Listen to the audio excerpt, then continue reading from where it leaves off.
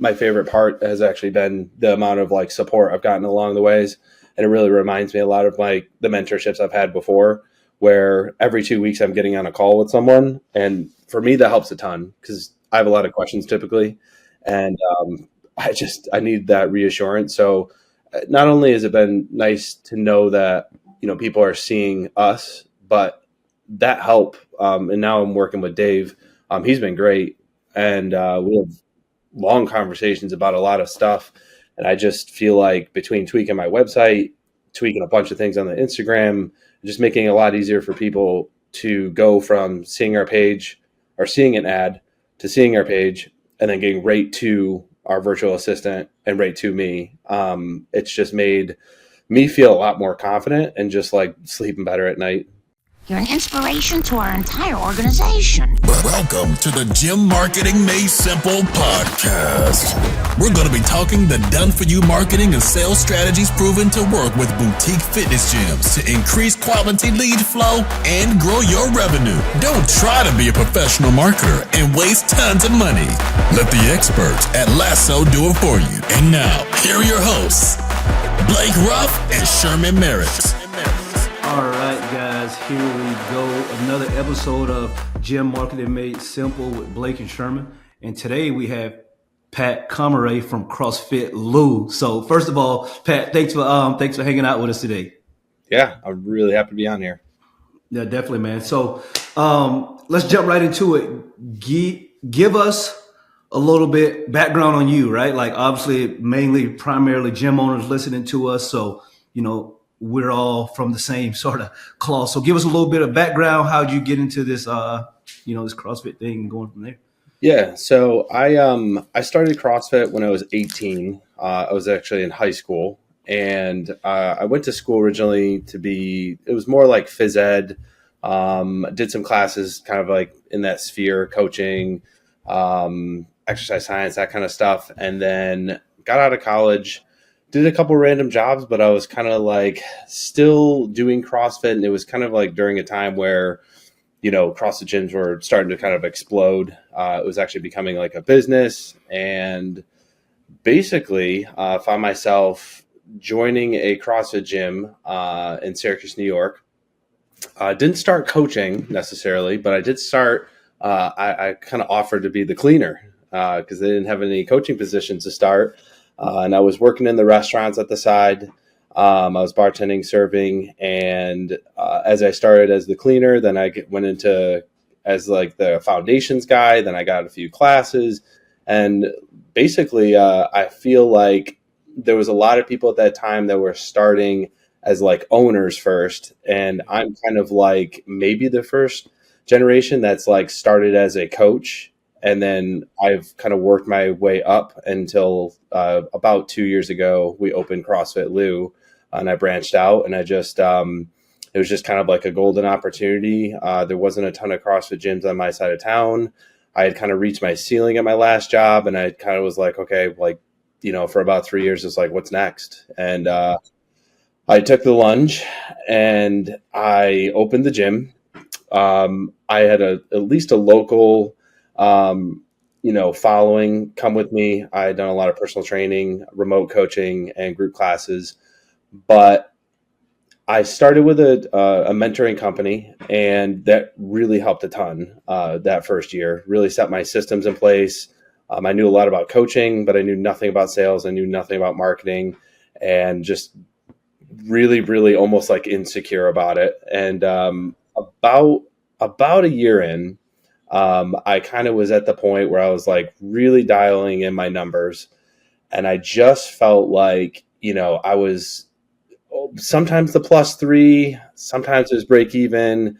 And it just kind of was like, I really, and I hear a lot of gym owners say this and they're like, I have a lead problem. And there's a lot of gyms that don't have a lead problem. They have like retention problems and they have all these other issues.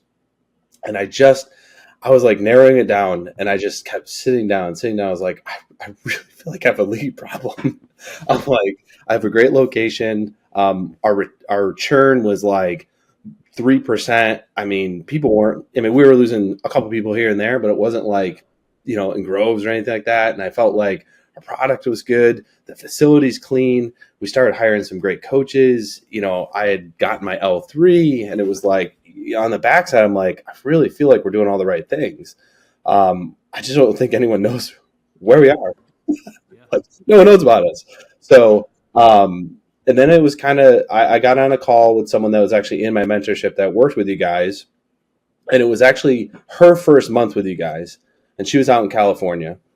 And she was kind of like, I'm not really sure, I'll keep you updated. And I was like, yeah, let me know. I was like, and I got on a call with you guys, and I was like, well, I think at first, I think I need some help with sales. So I got on with a call with one of your salespeople that used to be at Lasso, and that helped a ton. And I went from like a 20% conversion all the way up to like 60 to 70%, like within like 4 months. I was like, all right, this is working. I still don't have enough leads, but at least I'm like closing more people. 5 months later, I got on a call with her again, and she was just really happy with everything. We had a long conversation, and she had done the mentorship I did. We kind of had a really similar situation. And in my side of town, it was, fairly competitive. I have an Orange Theory, like right by us. So, it's a good side of town to be on, but it's definitely competitive. There's a lot of gyms on my side of town. And so I was like, you know what? I'll sign a contract. We're like 3-4 months ahead on bills and stuff like that. So I was like, we can light the money on fire, as some people would say, and we can try this. And I was super nervous, really nervous. And as you guys probably know, when you guys met me, I tend to overthink everything. I think Blake, you called me a perfectionist, and I was like, yeah, I was like navigate everything correctly. And I was like, all right, I just got to like stop overthinking this. And I was like, I'm going to give it a shot. And even being with you guys now, I would have to say beyond the paid marketing, my favorite part has actually been the amount of like support I've gotten along the ways. And it really reminds me a lot of the mentorships I've had before, where every 2 weeks I'm getting on a call with someone. And for me, that helps a ton because I have a lot of questions typically. And I need that reassurance. So not only has it been nice to know that, people are seeing us, but that help. And now I'm working with Dave. He's been great. And we have long conversations about a lot of stuff. And I just feel like between tweaking my website, tweaking a bunch of things on the Instagram, just making it a lot easier for people to go from seeing our page or seeing an ad to seeing our page and then getting right to our virtual assistant and right to me. It's just made me feel a lot more confident and just like sleeping better at night, to be honest. Yeah. No, that's good. I think you were, I remember when we talked to you, like, you're right. You did have a lot of questions, but me personally, I didn't mind that, but I remember telling Blake, like, this guy is sort of like the perfect client because he's done mentoring for a year. Like, he has systems and stuff in place. He's just missing the lead and the sales thing. But for us, like, we get it, right? Like, our price point, people are going to be nervous. That's why, you get on the call with us. Like, we didn't do the whole hard sell. No, if you don't do it, you're not. We're just like, hey, when the time is right, come back, talk to people. And then now, it's been a great thing. So we are, we're starting to notice that we are a marketing company. But just with everyone on our team being gym owners, having all this experience, we definitely help gym owners a lot with sort of the mentoring side of it, right? So like we tell everyone, hey, our best clients are someone that has done some mentoring with someone else for a year or so, and they have their systems in place. But there's only so many bring a friend days and L3s and L2s you can have on staff that's really going to grow the business. Because like you said earlier, you had your L3, and that's fine. That's great. You can really coach a class, but people aren't finding you because you have an L3, and eventually the whole, bring a friend day thing gets old and you start seeing the same people over and over. And so I think that's one of the cool things that we've seen sort of your growth of, giving you more leads, giving you more opportunities. And now the business is starting to really take off and stuff like that. So, man, that's exciting. So tell me this. No, Blake, you go ahead. I think you've been asked a question. Yeah, so I remember on our conversation beforehand, you were talking about how, like, you listen to Alex Hormozi. He's like, if you basically are starting, you need to work like 7 days a week and like put the effort in. I think one thing that's different about you is like, you didn't go into this being like, hey, you guys are going to change my business like all on your own. I have to sit back and do nothing. You had really the mindset is like, okay, you're going to get me the leads, but I still have to like do the work. Right. And I think that's one reason you've been really successful is like, hey, I'm not going to count on anybody else to grow my business. I'm going to do it myself. Yeah, for sure. If you can talk a little about that, like what kind of mindset like you had going into it, and then just how that's like really benefited you. And I think some other people have talked about it on your shows too. I mean, it's a tool in the tool belt, right? Having paid ads. You guys can't come into my office with these people and make the sale happen and make these people feel comfortable. There's a lot on my end I have to do. And with that being said, the mindset, it's kind of, it's been like a process. And I would say like in terms of the sales process, when I first opened, I think I had a lot more experience beginning to actually work with like some intermediate towards higher level, like competitive CrossFit people. Mm-hmm. And so when I opened the business, it was kind of a culture shock for me where I was like selling them gym membership. I would work with general population people, but it was like, I can really help you. Like I think when you called me a perfectionist, I was like, I'll bring you through a movement screen. And then within, 12 months, I'm always kind of thinking long-term. So, when I began the sales process, it was kind of like, it was actually pretty hard. Just like the sheer amount of like, denial and the rejection, and you kind of get used to that. And I think before I start with you, I was like beginning to kind of like callous towards that, if someone would have a no-show or things like that. And you just begin to kind of realize like, hey, it's a little bit of a numbers game. You're not doing terrible in the percentage. And like you guys talk about, and I'm just a numbers person. I mean, if I'm at 20%, I want to go to 40%, it's just kind of like what I'm always thinking about. But once I jumped on that sales call with your former sales representative, I was like, okay, I took all those tools and I was like, I'm just going to implement them. I get a sheet of paper out when I sit down in the console, and I'm like, I just navigate. And it's just like practice and practice. And just like doing CrossFit, right? I mean, the first time you do a snatch, it's foreign. And I usually reference it when I do foundations with people to like a golf swing. I'm like, you're not going to go like Happy Gilmore this, right? And it's, you're not going to improve your snatches coming up and like, overcoming it with volition. It's going to take a lot of practice, and we need a couple 1,000 reps. And like, I'm trying to make that a lot more clear to people that come in that this is long-term. And I just know that my mindset is always kind of like, I'm just trying to think long-term. And, I know that like I'm getting better with the sales. And I know that like more times that people see, whether it's a paid ad or organic, it's just like, I got to keep pegging them until they make maybe that decision. And then in 6 months, I'm going to be even better at sales. And then hopefully maybe have a salesperson at that point. I can train them. And it's just like, so in terms of the mindset, it's just, being patient, and it's just like not easy when you first start. And there's just certain things you just don't know as a gym owner until you're like in the trenches. And being like 2 years in now, my anxiety's down, but I do have a few gray hairs, and it's like the way it's gone. So that's good. Yeah, no, you touched on a couple key things there. For me, really loving the sales side of it is, like hearing that word no, and I think that's one of the big things that I try to help people with is getting comfortable with hearing the word no in the sales process. That's the reason for me, I really teach people to, always try to sell their highest level package up front, not because it's the highest level package, but because that's the absolute best one. And of course, we understand 90% of people are going to tell you no. But at least you get that out of the way first, early, often. You get used to hearing the word no. Now you can really get down to business and focus on helping the people that aren't going to pay you, $1,200, $1,500 a month. That's okay. But if you're so afraid of hearing the word no, it's just going to hinder you, because there are people, I've done consults where people have told me no a few times. And then I just continue to dig, continue to try to figure out their problem. The next thing you know, they're signing up before they leave, even though they've told me no 2 or 3 other times. Again, these people, they're not, a lot of these people aren't super dedicated, not totally down into their goals. So they need someone to help them get to where they need to be. And again, like I like to say, this isn't like you're selling them a used car that's a lemon. When they drive it off the lot, it's going to break down and then you're going to sit back and laugh.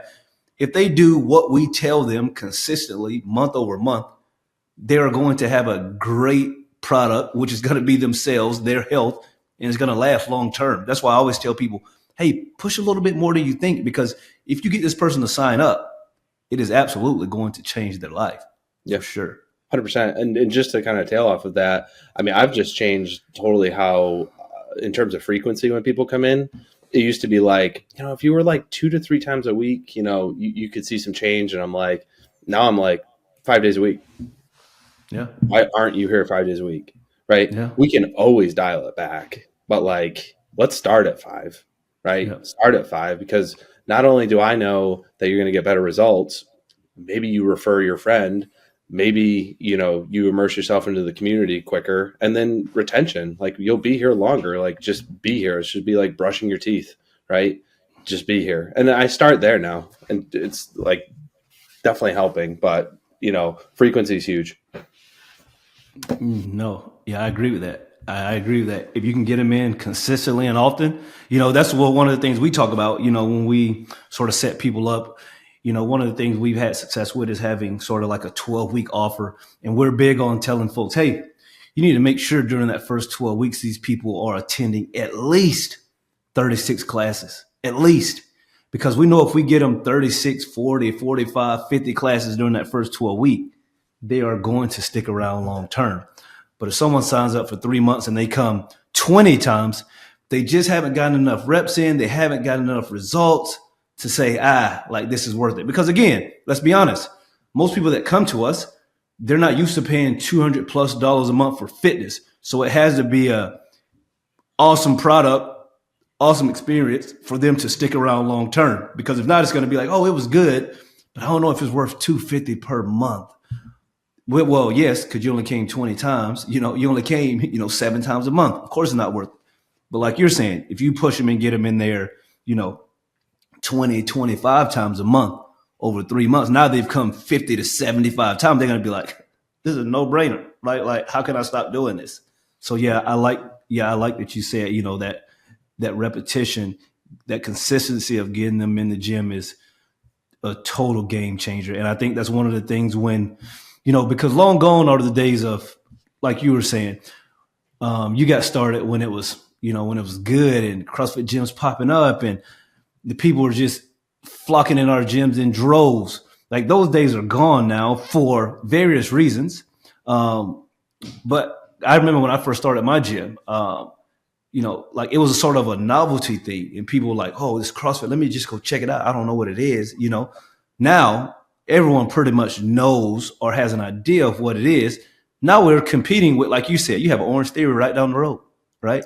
And we know that Orange Theory is spending a couple $1,000s a month on paid marketing. So if you're not trying to get in front of the people just as much as your competitors in these cities, they're just going to drown you out over time.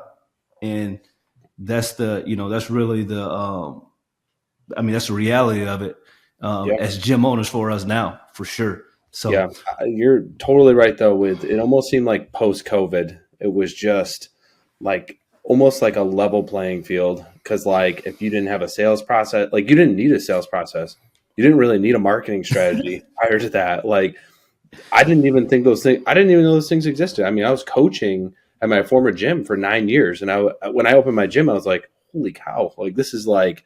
I thought it was just this and that. They're just going to come, like you said, in groves. But it was just a different time, and like now, it's just the landscape's changing. If you're not changing, I can't even imagine, how you're going to keep up. No, sort of a funny story, sort of you talking about like, oh, I didn't know there was a sales process when I was coaching and all that. So when I first started my gym, there was no real sales process. It was come in, sort of see this little gym that's different than anything you've ever seen. I'm going to put you through this little baseline workout. That's the one we used to do, the 500-meter row, 40 air squats. Put them through that. Hopefully they don't die. And then they like it enough to say, man, that was different. I'm coming back. That was sort of the sales process, right? Like, okay, did you survive one? You did? Did you like it? Yes. Perfect. Sign them up. Now it's just so different. It's just so different now. So I like that you said that, because I think there are a lot of people still doing the same things they were doing back in 2014. And that just. And getting away from the free trial classes, I think that was something the three of us talked about on our very first call. And you guys were asking me what I was doing. I was like, I'm still doing the free trial, like free trial Fridays, but I'm really pushing to make a transition to consults. And I think it's definitely doing a lot more deeper, we have a deeper conversation when we sit down, and I feel like I'm getting a lot more connection with the people, and I'm getting better buy-in, and it's just like asking the right questions. But that transition's been, getting away from the free trials, and it's hard because there are, just a lot of people that come in with the expectation to get a free trial class, and that's okay. I still have had a few people like that, but it's like, if I can get them in the consult, they get to know me. If you have a fairly good personality and you're okay with people, like, I think it's going to make their onboarding a little bit better. They're going to just feel more comfortable to ask you tough questions and things like that. So it's definitely been better. How's that alluded to higher PT cells? A lot of it with the PT. So I'm the only personal trainer on still, my affiliate, and I have about 16 clients. So it's not like I can't bring a ton on right now. And I've brought, actually, with the paid ad, since I've started, 2 really good quality clients, actually, and which has been great. But I feel like it really comes down to when it's either, the virtual assistant or myself is asking initially, like, are you looking for one-on-one or group? And, a lot of people say group right now. So I would say, I haven't had as many say one-on-one. So kind of whatever direction they want to start there. But if they're not sure, I'll start with that, kind of like what you said, Sherman. I'll start with that like high-end package, and I'll just work my way down. And a lot more times than not, by the time we get to group class and we look at what their goals are, the group class fits by the time we get to the end, and they feel really comfortable. And they also feel really comfortable with the price point, because it doesn't seem so steep if you start with, the higher end package. So it just kind of like, it really smooths out by the end. It doesn't feel like I'm trying to sell them. It's just like, this is kind of what it is. And that just takes a lot of reps to get more comfortable with. It's really not easy when you first start. You're just like, I don't know, especially when I was 9 years in on coaching, and I'm just so like into coaching, and programming and that kind of thing. And just the sales piece was very uncomfortable, like really uncomfortable to start, but you just gotta keep doing it. Know that you're gonna swing and miss. It's just gonna happen. Yeah, no. So I think that, one of the things that you mentioned earlier, I'm trying to think, what was it that grabbed my attention? Oh, the free trial thing, right? So the free trial. Here's the thing, like, I'm going to give everyone listening a little bit of free game here. The free trials, if you've been doing it for a while, people in your area sort of just know, like, okay, that gym does a free trial, I can do it. But the way that I was able to pivot away from that, I make it all about them, right? So for instance, if you came to me, Pat, and you're like, hey, like, I really want to try this. I heard about it. Can I do a free class? I'm going to say, hey, Pat, we don't do free classes. We don't do a free trial, but here's why. Pat, like, when you come into class, I want to make sure you have a phenomenal experience. And Pat, if you come in day one and we're doing movements that you don't know how to do, like, you're not going to like that experience. Like, for instance, Pat, like, what if we're doing sumo deadlift high pulls? Like, have you ever heard of that? Most people are going to be like, no, I've never heard of that. Okay, what about hang power snatches? No, I've never heard of that. So here's the thing, Pat, the reason we don't do free trials is, like, I want to make sure that you have a phenomenal experience. So the free trials are really for your safety and to ensure that you have a great experience. But I can assure you that you're going to like it. Look, I got 150, 200 people here that love this. You will love it too. But that's the reason we don't do free trials. And that's the way that started to get away from it. And I would say, because I used to do free trials as well, it took me about 6 months of saying that over and over to people that were sort of coming in off a tail end of that. But once you get away from it, like no one even asks anymore, unless it's someone's moving from another city. They've been doing it for a while. They just want to try it. Okay, that's different. But I'm talking about people brand new to fitness. I just told them why we didn't do it, yell out a couple movements I know they don't know. They're going to say, oh, okay, I get it. And then you just move, you just move away from it from there. Yeah. Blake, were you going to say something? Yeah. So one thing you said in the beginning, right? Like I think a lot of gym owners get on here or they think like, do I need more leads or do I just need to improve my systems? And sometimes it's both, right? And I think you were kind of like, hey, I have most of my systems. And then you realize like, hey, maybe some of your systems weren't as perfect as you get more leads too.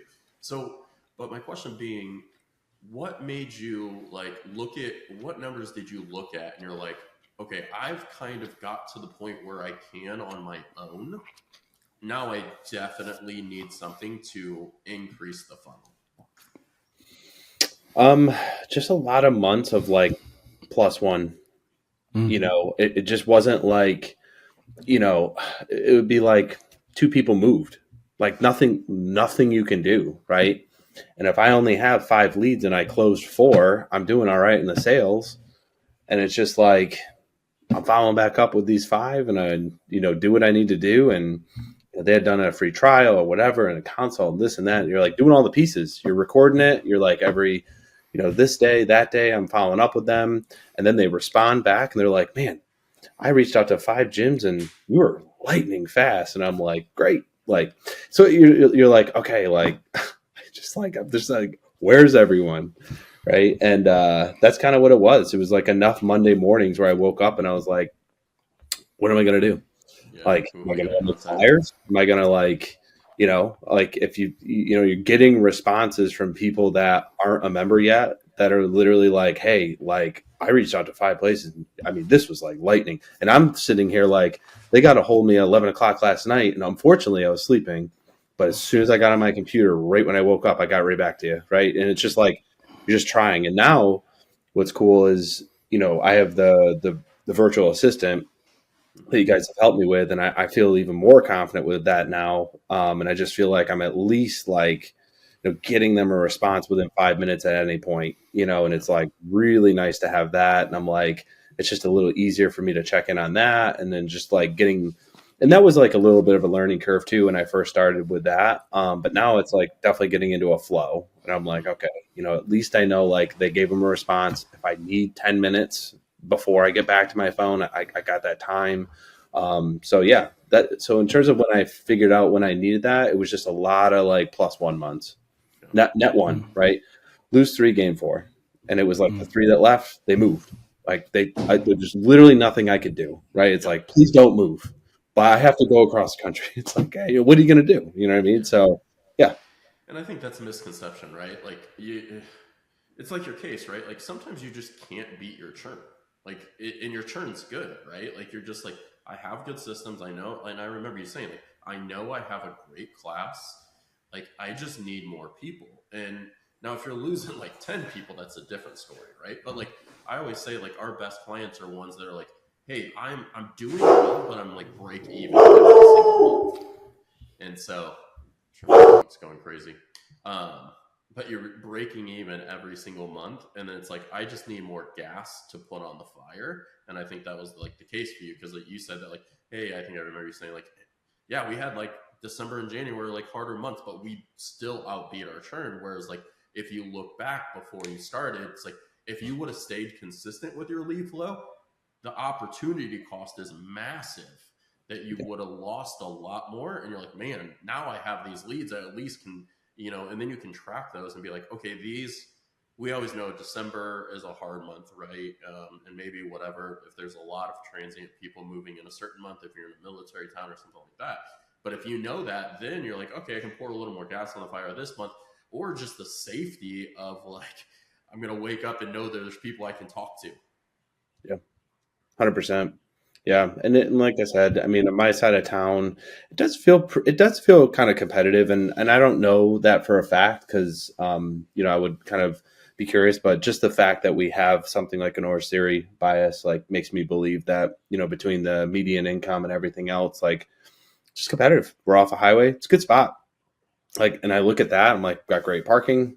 We have 24/7 access, good class schedule. I'm like, you look at everything and you're just like, okay, like, how do people get to know us? Like, how do you reach out? Like, at least they get to see you, right? I mean, the bare minimum, just like, at least take a look at my page. Like, look at an ad. Finally, you got to look at our page. Oh, you saw our story, and you see your story, view count go up a little bit. And, there's definitely a lot more work that we could be doing with the organic, but I don't think it's not trending in the wrong direction. And it's just one of those things with organic where you could spend a lot of time on it and just have no ROI on it, no return on investment. I mean, just like turning your wheels. And I know a lot of people that do that. And I'm just like, I feel like our frequency fits within what we're also like tolerant to. And it looks good. I look at it, I'm like, I think it's cool. Like, if I was looking for a CrossFit gym, I'd be like, that's a pretty cool place, good community, fit people. I'd like to look like that. Like, however I have to think of it. But at the same time, it's like, that won't get to those other audiences. It just won't. Like, and it didn't. Right. And so, definitely just being patient and, letting the paid ads kind of do its thing. And I know, this is a conversation I had with Dave not even that long ago. And he's like, we set some timelines, and it was helpful because I was like, all right, we had a revenue goal, and then it was like, okay. And then when do we want to set it? And I basically set it for like early winter next year. Like, this was like during the winter this year. And I was like, I mean, to me, and anything I read, whether it's Alex Hormozy or whatever I'm listening to, whether it's your show, I'm like, probably need to give it 10 to 14 months. Like, it's just going to have to take some time. And not to mention, like, our February here, I don't know, the weather was absolutely terrible.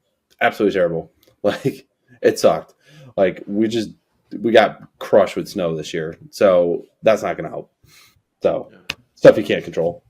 No, for sure. And I used to say that only your followers are going to see your stuff. And like, the algorithms change, and that's not even true anymore. Like, I mean, they're the only people, but like, unless you produce something really high quality, no one sees it anymore, because the algorithm is like, and you probably notice that people that are listening, if you're on Instagram and things like that, you're seeing a lot of people that you don't even follow anymore. So it's all about quality and people saving and sharing your stuff and getting people to the platform. So if you're not producing very high quality stuff, people aren't consuming it. So it's like even harder organic now.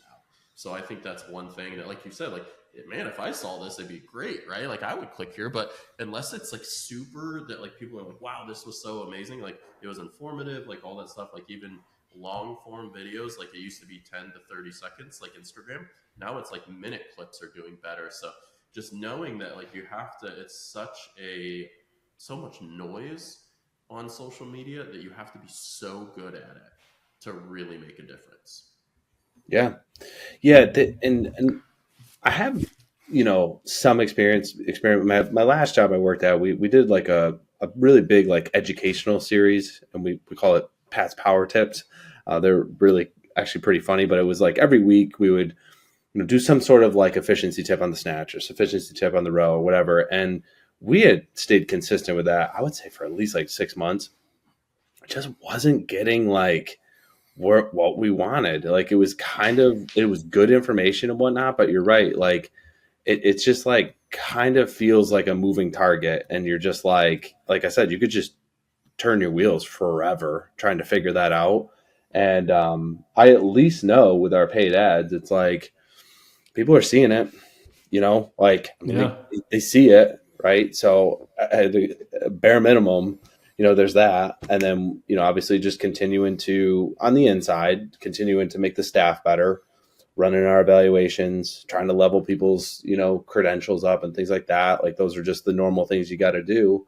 But yeah, it's tricky, and I almost like want to ask you more questions, of course, because that's what I do, about like, why is it that it's now a minute, because I'm like, that's interesting. Cause like we were, maybe 6 months ago, it was like, okay, like 15 seconds or less, a reel. just make them like really cool action shots for 15 seconds, and then boom, it's done. Yeah, and that's just simply because people, when you watch things longer, you're gathering more information, so it's more informative. Like, like we're doing those 1 minute things now for sending out every day, but it's enough to gather somebody's info that you're consuming good content.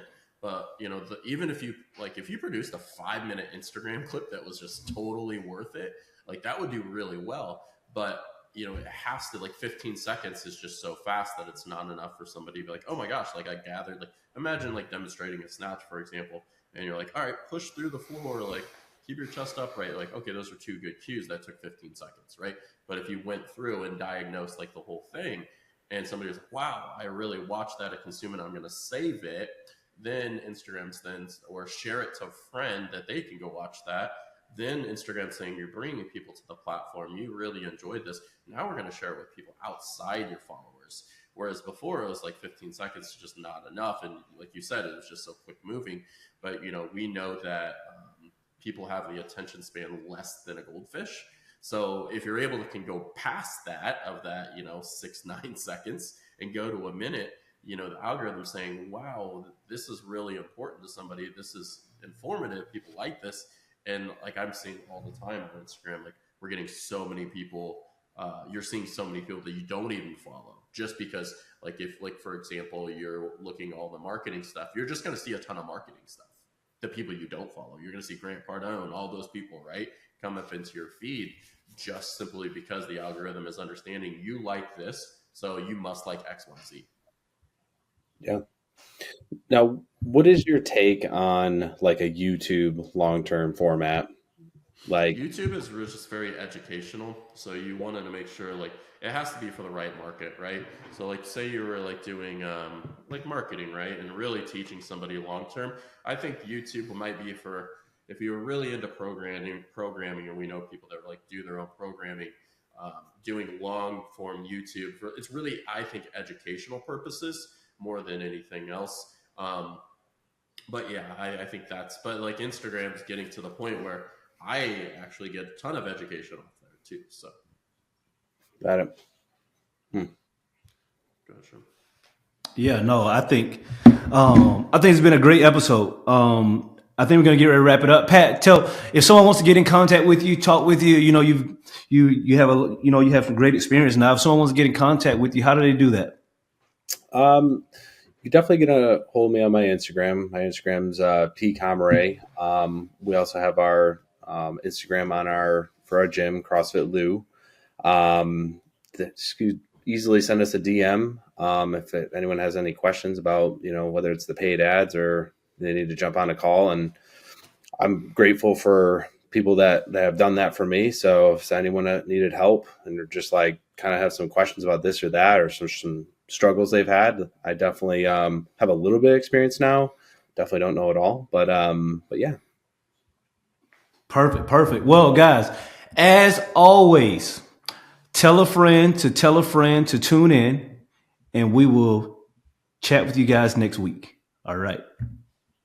Yeah. Thank you for listening to the Gym Marketing Made Simple podcast with Blake Ruff and Sherman Merricks. We hope you enjoyed. We believe marketing should increase revenue and not waste money. So book your free call today. Head on over to lassoframework.com. That's lassoframework.com and find the right words, get more customers, and increase your revenue. We'll see you here next time.